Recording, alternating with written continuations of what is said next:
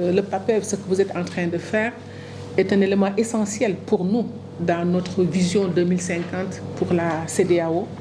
La question de la jeunesse et la question de l'enfance est une question clé aujourd'hui pour nous. Le contexte marqué par la commémoration du 75e anniversaire de la Déclaration universelle des droits de l'homme nous offre plus de possibilités de disséminer l'information et construire des synergies dans la réalisation des droits de l'enfant.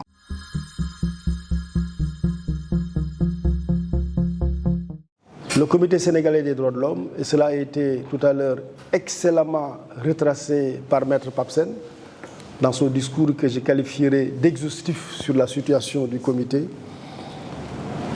de vitrine démocratique pour le Sénégal.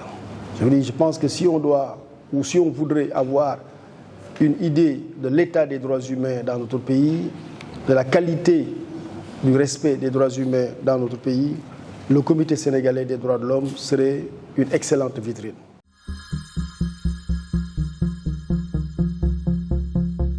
Je peux vous dire que les droits de l'homme sont partis de ce petit instrument. Bon, les droits de l'homme tels que conçus et mis en œuvre par les Nations Unies sont partis de ce tout petit instrument de 30 articles qu'on appelle la Déclaration universelle des droits de l'homme. Elle a été adoptée en 1948.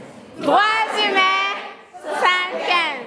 Droits humains, 75. Droits humains, 75.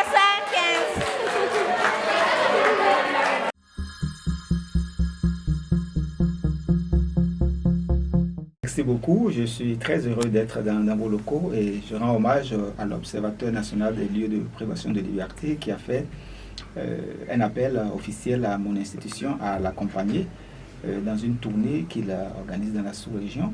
Vous savez, l'Observateur national des lieux de privation de liberté est mis en place en vertu de la ratification par le Sénégal du protocole à la Convention contre la torture qui crée un tel mécanisme qui a la responsabilité de visiter les lieux de détention et de s'enquérir des défis qui s'y posent afin de pouvoir faire des recommandations aux autorités.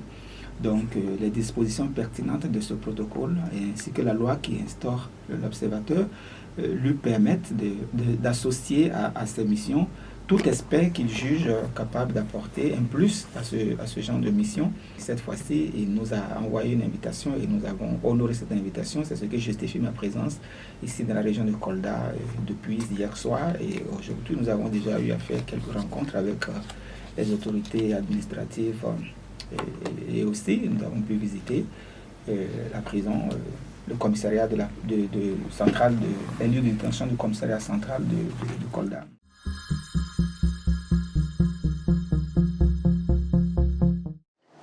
Article 1. Article 1. All human beings are born free and equal in dignity and rights.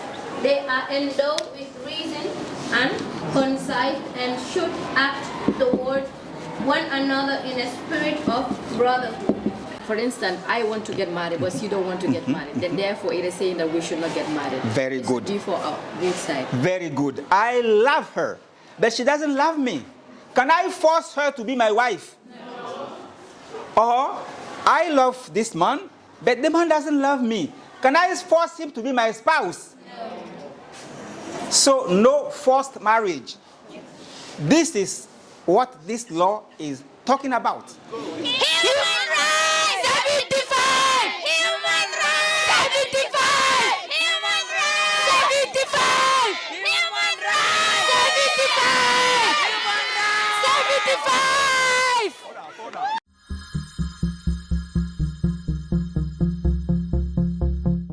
Donc, chers participants, il y a donc 75 ans, au milieu des ruines laissées par la terrible Seconde Guerre mondiale dont a parlé ma grande sœur Sangaré ici, je ne vais pas répéter, les États de toutes les régions du monde se sont donc réunis pour adopter une déclaration pour affirmer la primauté des droits de l'homme, pour s'assurer que les cycles d'horreur, de destruction et de pauvreté que le monde a connus ne se répètent plus.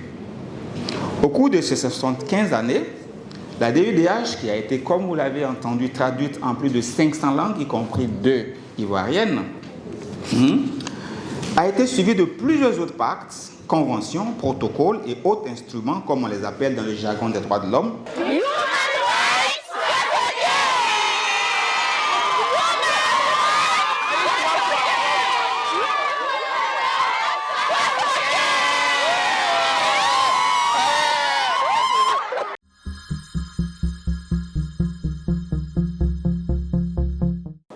Article 1er.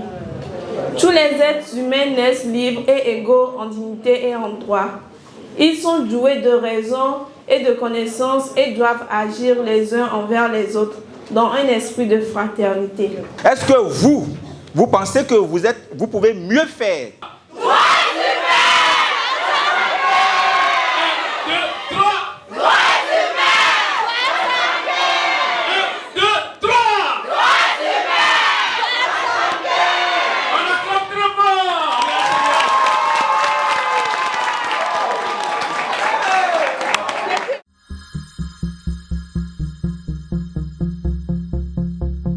Human rights!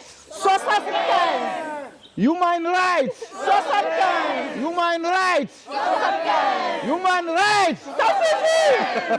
Human rights! Human rights!